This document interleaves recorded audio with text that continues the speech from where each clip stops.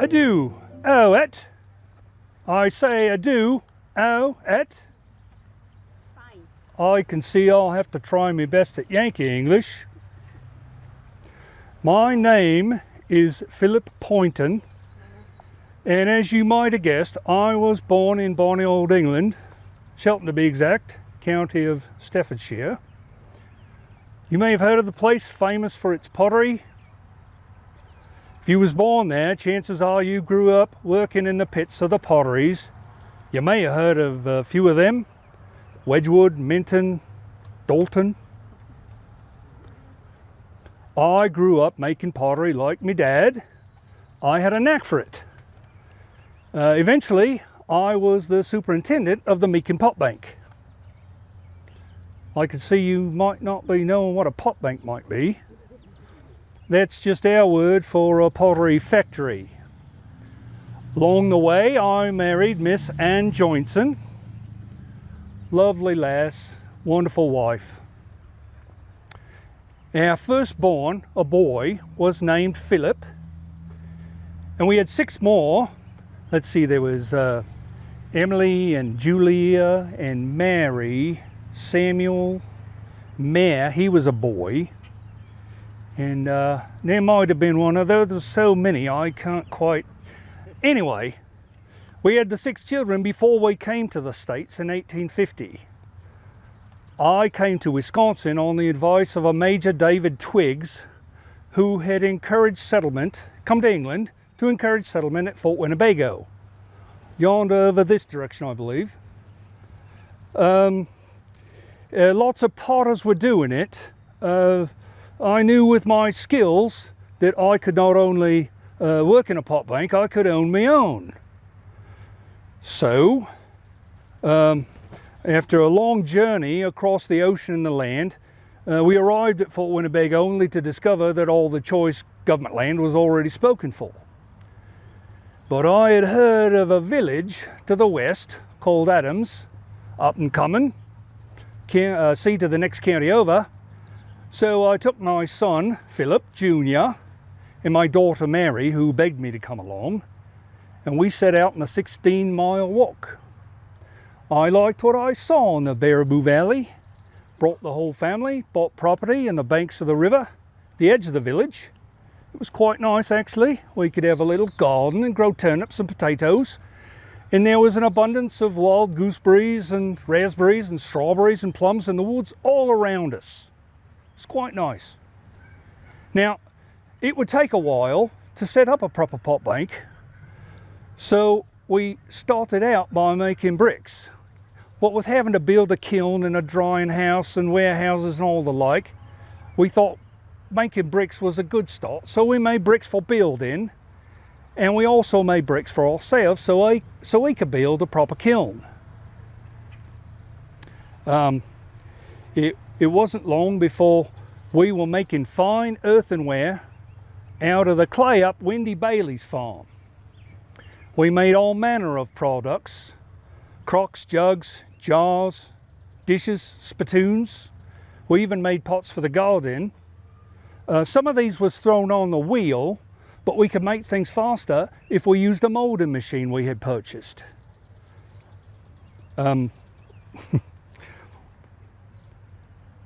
We made all manner of crocks. We molded a lot of crocks, from the 2-gallon size up to the 5-gallon size.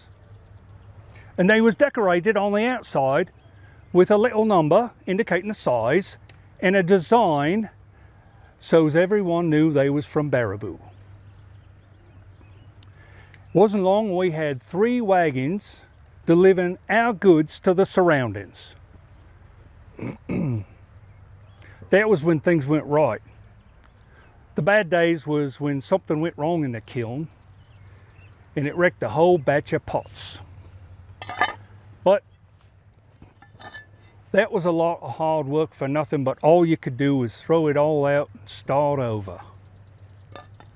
My son Philip was in the business with me, and we had applied for a patent for a molder machine, new and improved molder machine that we had designed ourselves. We was waiting for the patent when my life was taken in '57. I was only 49 years old. I hope my son, what's his name, kept up the family business. I'd do it all over again. America was good to me. Think of me the next time you put away your dishes.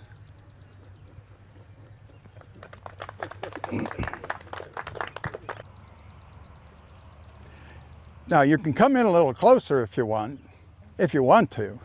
Okay, I don't bite.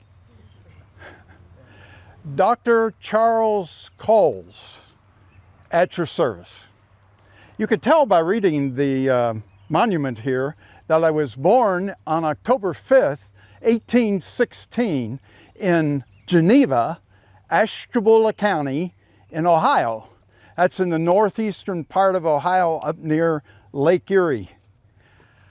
When I was about 16, my father moved us to the wilds of Michigan. But I wasn't there very long because I went back to Ohio to attend college at Oberlin for 1 year. And then I went back to teach school at Battle Creek. It was during this time that I began to study medicine in the office of Dr. Edward Cox and Dr. William Campbell. And then I graduated from Willoughby University as a doctor myself in March of 45. Oh, I forgot the most important thing of all. I married Miss Mary Coles, same last name as mine. She's my sweetheart back in Ohio. Married her in 43. Now, some people may have heard of Mary because of her somewhat infamous involvement in the Whiskey War of '54 in Baraboo, but that's a story for another time. After we had been married a few years, I got the urge to join the movement west. You see, my father and my brother had already moved here. So we packed up our things and we came to the Baraboo Valley in the spring of 1846. Now, there wasn't much here then, a couple of dams and mills. There were a few rough houses around. We built our own cabin about 4 miles east on the road to the Portage. I was the first doctor in the Baraboo Valley, and I soon found out my services were sorely needed. Now, most of the patients did not come to me. Usually, I went to them. One night, I got a call that I was needed to attend to a lumberjack with pneumonia up north on the Lemonweir River.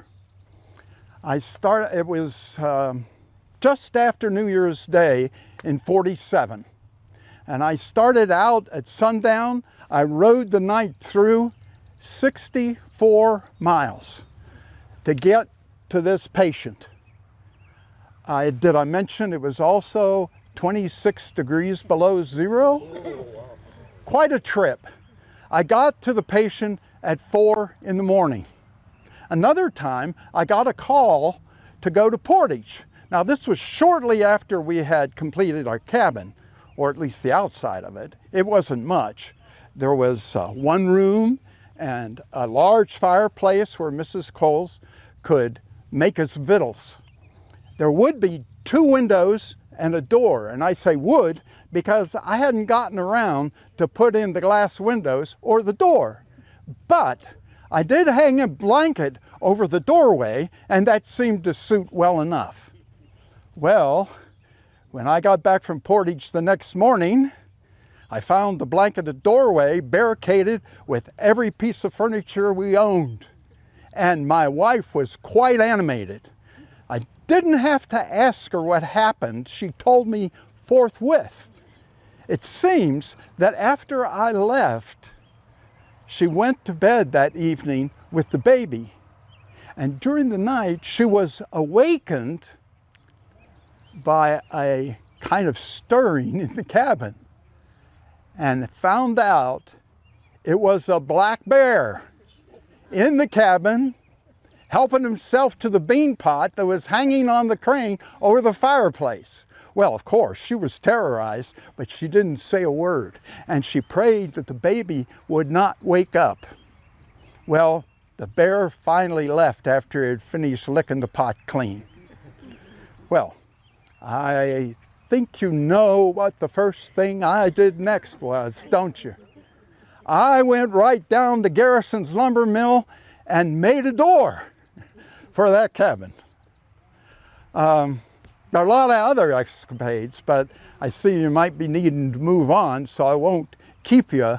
But I do want to add that Baraboo was really good to us, along with its people, and a lot of new people too.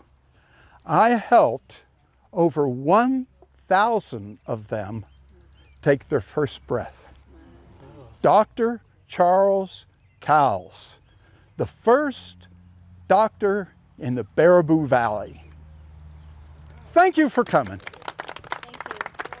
Thank you. Good afternoon, everyone. I'm respectfully Barrett Clarkson Cochran. I was named after a couple of gentlemen of which my father admired very much.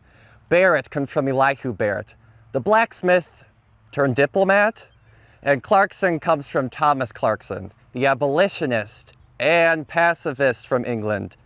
And as you may suspect, Cochran comes from my father, the Reverend Warren Cochran. My father and mother Caroline named all 6 of my brothers and only sister after people whom they really admired. My brother, whose name is here, is Harlan Brainerd Cochran, for Harlan Page, the evangelist, and David Brainerd, the missionary to the Indians. My brother and I were both very close, as we were only 2 years apart in age. I was born in Burlington, Wisconsin, in the year of our Lord, 1846. My father had moved us to Prairie du Sac. He had been coming down to Sauk County to preach to the settlers in Prairie du Sac and also in the Baraboo Valley. I think when I was 3, we moved to the village of Adams, the new county seat. My father helped build the first Congregationalist church, both the flock and the building. I remember him help mold the very bricks that were used to build the building. My father, he was a righteous man, not participating in any vice like dancing or drinking and wishing everyone would do the same. Now, when I was 7, an extraordinary event took place here in the village. My father for months had been preaching about temperance, and there were no more than a few taverns here in Baraboo, and one day the women of the village had had enough. They armed themselves with hatchets and other implements and raided the saloons and other stores that sold liquor, and they emptied it into the streets. My father could not have been more pleased. My father, he opened a seminary school, a private school here in Baraboo, which my older brother Harlan and I soon enrolled, learning more philosophy, algebra, and geology. I hadn't yet graduated when the war between the states broke out. My brother soon enlisted and joined the 7th Cavalry Regiment in Michigan. After Gettysburg, he joined General Meade's forces in Falling Waters, West Virginia, attacking Lee's rearguard. He was shot while on his horse and died valiantly in July of 1865. The following January, I soon enlisted and joined Company A of the 6th Wisconsin Volunteer Infantry. Now, I was able to see through the war, unlike my brother, and I was actually able to take place in Grand Review in Washington. In my company, we fought in places in Virginia like Spotsylvania and Cold Harbor. Now, in July of '65, I came back home after a year and a half of being away. However, I wasn't feeling so well when I came back. I suffered from congestive chills from which I picked up in the South. Just shy of my 19th birthday, I died. And just like how my brother did, close to 19 as well. My brother was buried in Maryland. When I was buried, my parents had him included on his stone, so we could be close in death, just as we had been in real life.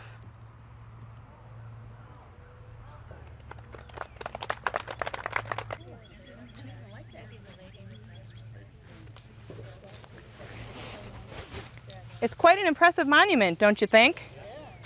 My husband had it put up upon my death. I'm Annie McDonald, of course. It was really nice of him to put up such a monument, even though he isn't here.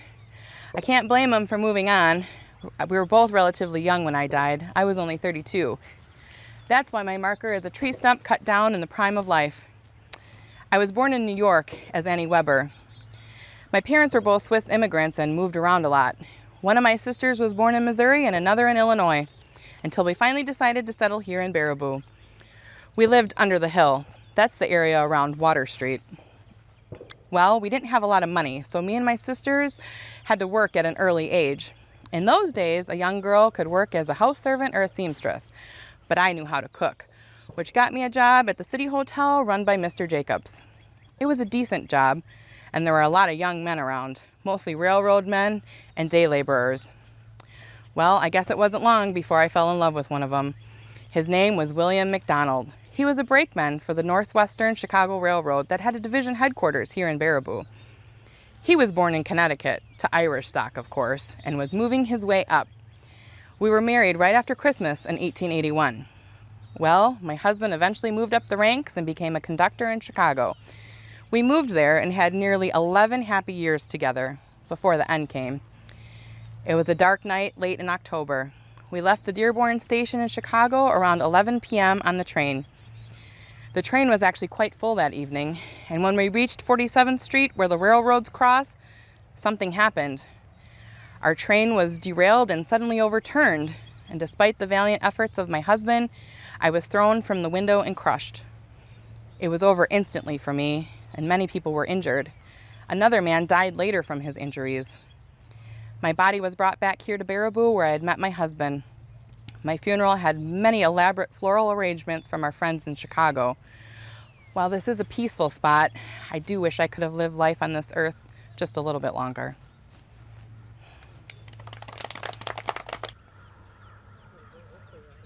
Hanach, hinikarigiwi, machete rajara, Washington woman ga higaide.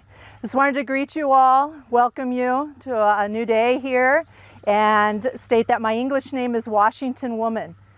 Now, although I'm not buried here, these are the ancestral lands of the Ho-Chunk people, and wanted to share a little bit about my story and being here on these lands. My name, Washington Woman, is something that I really like to use after I was able to visit in Washington, D.C., and I was able to join my husband. I was married to Wankajazi. He was a chief of the Ho-Chunk people. And at one point in 1828, the United States government invited us out to Washington, D.C. I was able to join him at that time. Now, the government really wanted to impress upon us some of the might and power of the U.S. government, something that would help encourage us to possibly work with them more in the things that they wanted to do as far as land cessation. But at that time, when we joined, we were part of a delegation that was led by Naga Karamani.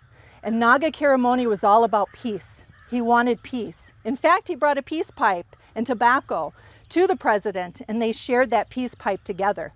And that was part of that feeling that there would be a new era. Maybe it wouldn't turn out the way that many of our people thought it would.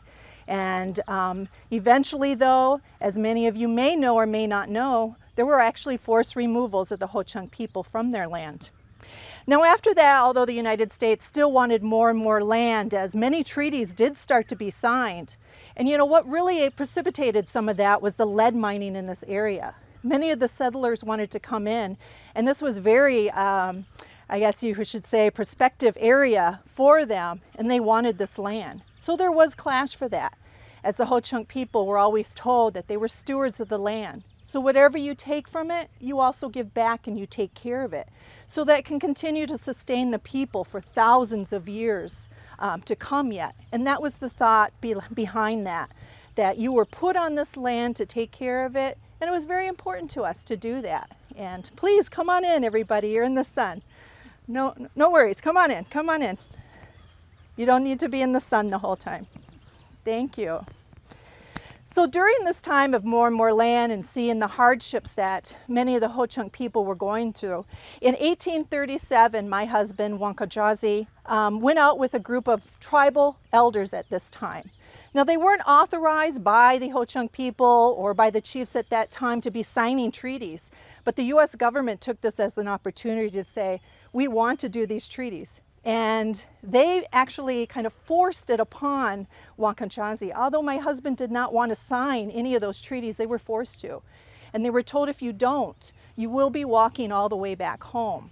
In addition to that, the translator told my husband that the agreement at which point that he did sign to was that it would be 8 years until the people would have to be removed and off these lands. In fact, that treaty said 8 months. So although Wankajazi and myself and we came back to our people thinking we had 8 more years to prepare and get ready, we did see within a couple years forced removals because we didn't leave. So at that time, forced removals, our people were being rounded up, and over again, we continued to come back to this land after that occurred. We were told that our new land and where we needed to be was past the Mississippi River, way out west. That is where we needed to go and be and continue to stay there. And as often as we continue to be sent back, myself and Wankajazi, we would walk back, as well as many others. And as you know, on those removals at that time, many people passed away. This was hard. This was torture to see your relatives and your family and your people die from such removals, when all you wanted to do was continue to care for your people and take care of that land that you felt you had an obligation to do. Well, during this time, we were also invited to go out to Fort Winnebago. So my husband agreed to it. They told us that they would provide provisions at that time. So we went out to Fort Winnebago. However, he was immediately arrested. We were both jailed, he was shackled, and he was forced to agree to a promise. And that promise was to return in 3 days with all his supporters so that they could all be taken and removed and taken to the reservation in Nebraska.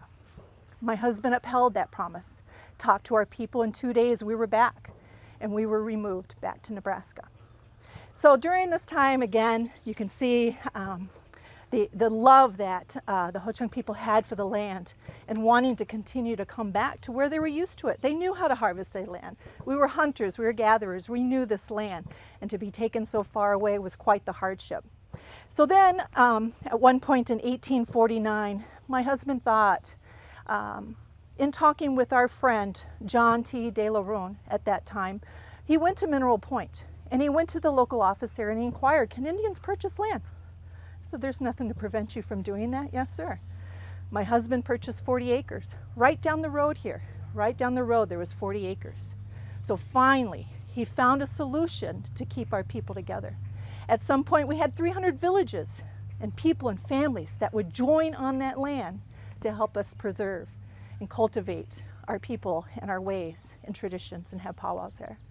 I did die in 1868 and I was able to pass away on our homeland. I certainly hope, I passed away before my husband, Wankajazi, but I sure hope he was able to do the same.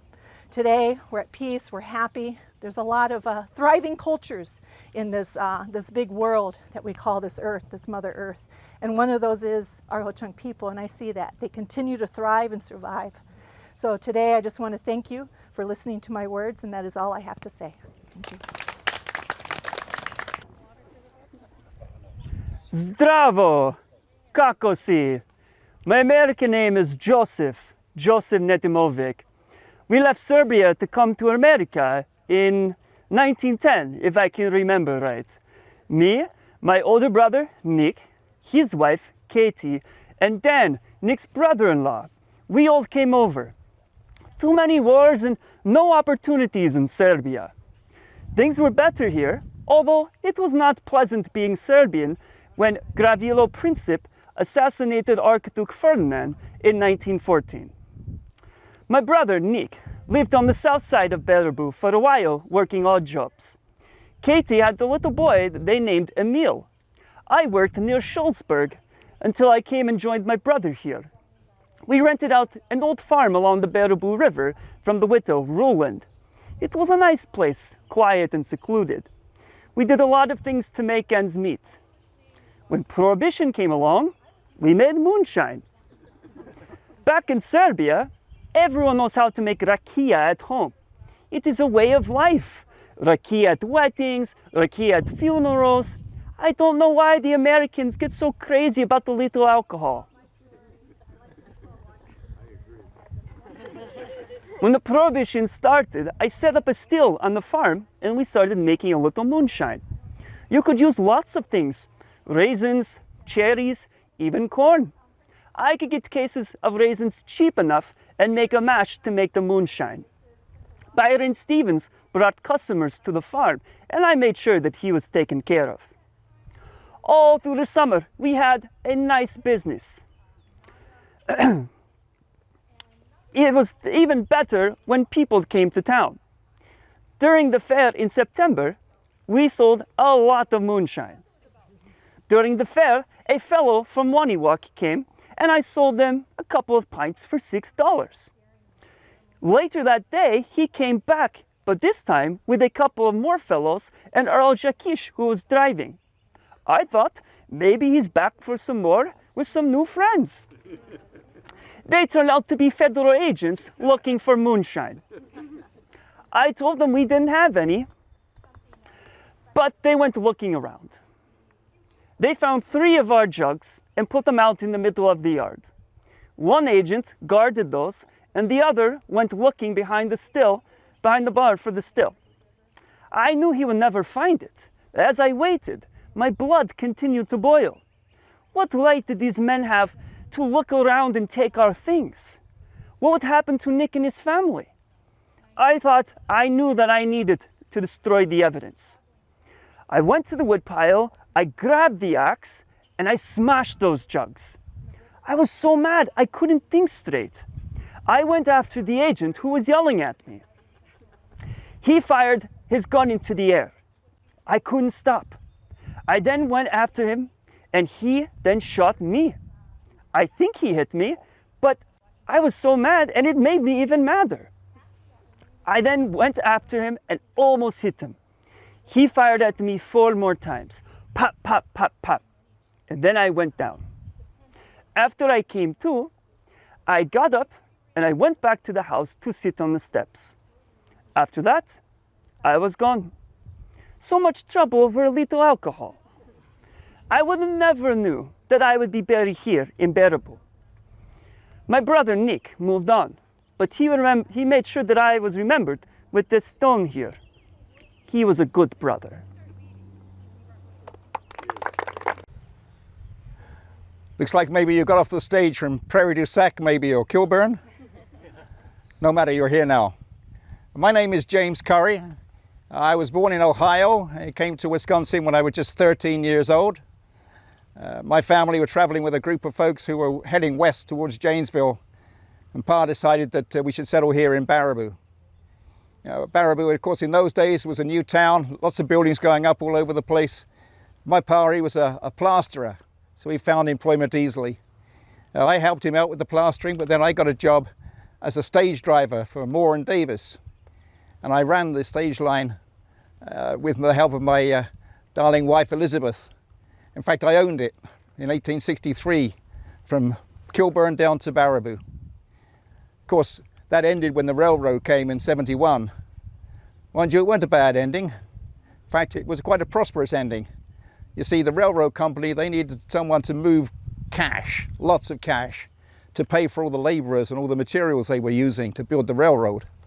They paid me 50 cents for every $1,000 that I moved. You know, some months I could earn as much as $75. Mind you, it wasn't always easy or risk-free.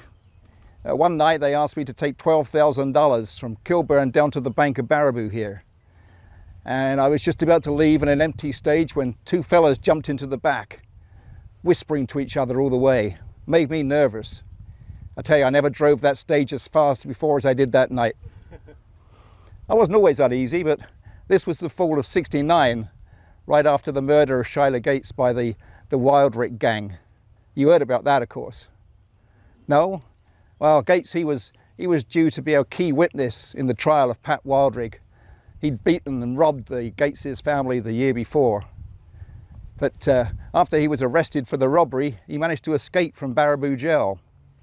While I was driving the stage down through Hopkins Park, I happened to see him in the woods. So me and a couple of fellas, we grabbed him and handed him over. But as he was being led away, he looked at me and he said, "I'll be seeing you later, young man." Well, that got me a little worried, I have to tell you, because I knew that the Wildrick gang was quite capable of carrying out his threats. Mind you, I didn't feel so bad after Gates was murdered, because at that time Wildrick was in the Columbia County Jail. Of course, everyone knew that he'd ordered the assassination, but the locals thought he might possibly get away with it. So they decided to take matters into their own hands. So on the evening of September 17th, 1869, I took some fellas in the stage and we went over to Portage. We met up with a bigger group of fellows who'd come in by train. And the following morning, Pat Wildrick was hanging from a tree. No one was ever prosecuted for his murder. You know, driving a stage was some of the most exciting and nerve-wracking years of my life. But after I quit, I went into farming. In fact, I had a few acres just down the hill here, and we did some truck farming. I was helped a lot by my only son, James Jr. He were a great help on the farm, and a great consolation to my darling Lizzie when I passed in 1921. Well, you folks had better be moving on, otherwise you're going to miss your connection. I hear tell you can get to Kilburn now in under an hour. Unbelievable. Good day to you all. Good afternoon, and thank you for stopping by today. I am Alma Lou Wait. The X is silent in my name. You may not have heard of me before, but you sure have heard of the Ringling brothers, my cousins, and also the other cousins, the Gottlieb brothers. They had my mother, who was a molar. Really, it all goes back to my grandmother, who was Catherine Juliar, who came from a very large family, so that made my mother have 19 cousins. Our family, however, was not that large, but my mother had two sisters, Mary Salome, who married August Ringling, and then Mary Magdalena, who married Gottlieb Golmar. Both had large families. That's where the 19 cousins all came in. Our side was not that large. My mother only had one sister and two brothers. Her sister died when she was 8 years old. So it just left her and her brothers, Henry and Corwin. My mother married my father, Frank Lou, in 1881, and I came along in 1883.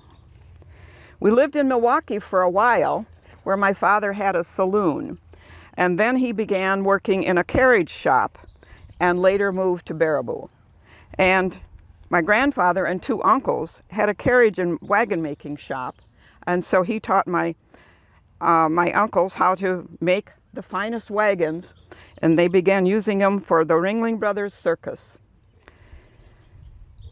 They made plain ones, they made fancy ones. There was a lot of fixing to do when they came back, however. The same year, the Ringlings never brought that circus back to Baraboo. By that time, my bachelor uncle Corwin was living with us, and my mother began taking in boarders. And at that time, there was a boarder who was named Arthur Wait. He was a locomotive engineer, and he took a shine to me, and I took a shine to him. We were married in 1922. Uncle Corwin died in 1946, and we were especially close, and he left the entire fortune to me. The money grew and grew, and Arthur, my husband, and I never had any children. So we began I had to figure out what to do with all that money after Arthur passed away. I started making gifts here and there, and my place dear to my heart was the Circus World Museum. I paid for the Hippodrome at the museum and named it in honor of Muller uncles. I also gave other gifts to the Circus World and the Mid-Continent Railway in North Freedom, Wisconsin. But I didn't give it all away in my lifetime. I was 98 when I died. And I was only 1 year old when the Ringling Brothers started their circus. So I almost lived till the centennial. Anyway, in my final days, I drew up my will. And it was a huge, big job. How to decide to give away over $1 million. So I began by giving some to family and to friends. The majority of it I left to the city of Baraboo, and some of it was to be used to fix the sidewalks in town. They were pretty bad shape at that time. But you know how the old saying goes, you can't take it with you. So it's nice to see that some of it was the good it was used for before I left. So remember to make a difference before you go so you can see where it went. Thanks for coming by today, and have a wonderful day in my beloved Baraboo. Good afternoon, everyone, and welcome to the Hopkins Memorial. I'm Altabelle Hopkins, and this statue commemorates my family. My father was Edmund Theodore Hopkins.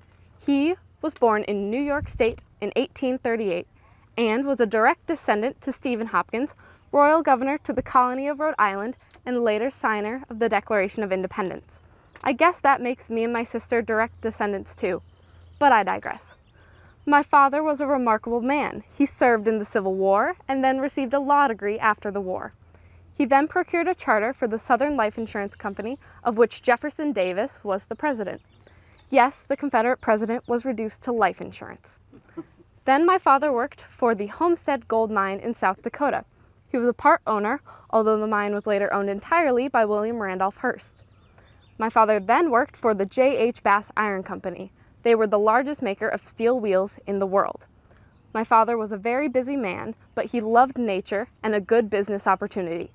He owned the Lakeview Hotel at Devil's Lake, and we often spent the summers there. My father was married twice. His first wife and their child are buried in Louisville, Kentucky. My mother is Lind Ennis. She was born in Michigan, but I was born in Davenport, Iowa in 1875. My sister, Jessie Lind, was born in 1876. We were both musically gifted, but she had the most beautiful contralto voice. I would often accompany her when she sang solos. We were a beautiful family and spent pleasant days at Devil's Lake. Unfortunately, I had a heart condition that I probably inherited from my mother.